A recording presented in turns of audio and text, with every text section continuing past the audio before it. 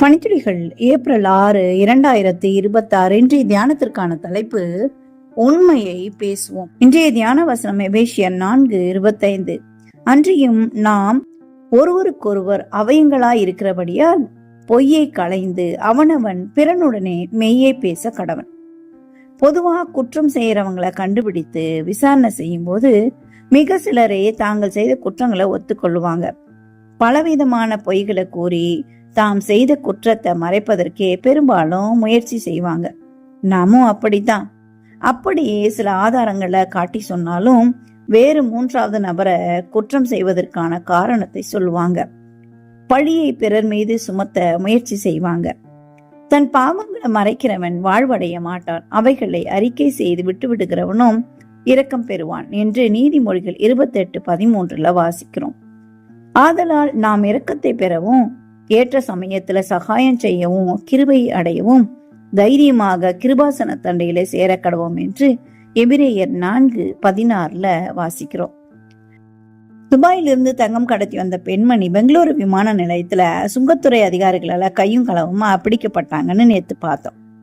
அவங்களிடம் கேட்டபோது இதுதான் முதல் முறைன்னும் பிறர் கொடுத்த அழுத்தத்தினால நான் தங்கம் கடத்தி வந்ததாகவும் வாக்குமூலம் கொடுத்தாங்களாம். அதாவது அது பொய் சொன்னாங்களாம். ஆனா அதே பெண்மணி கடந்த ஒரு வருடத்துல 27 முறை துபாய் சென்று வந்திருக்கிறாரு.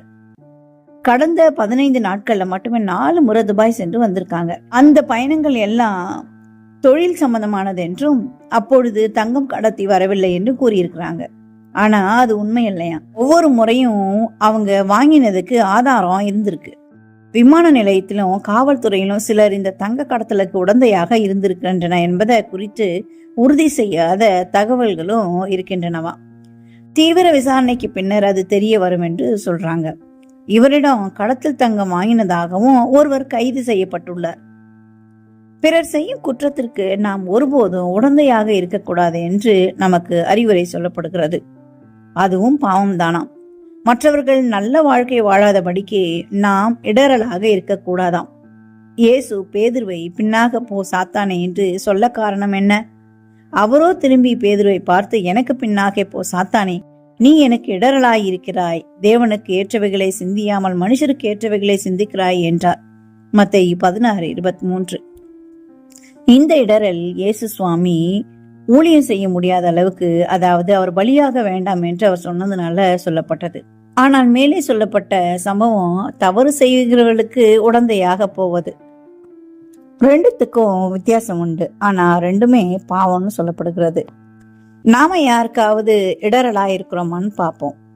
நம்ம சிந்தித்து செயல்படுவோம். தேவன் நம்மை ஆசீர்வதிப்பார். இந்த நாள் உங்களுக்கு இனிய நாளாயிருக்கட்டும்.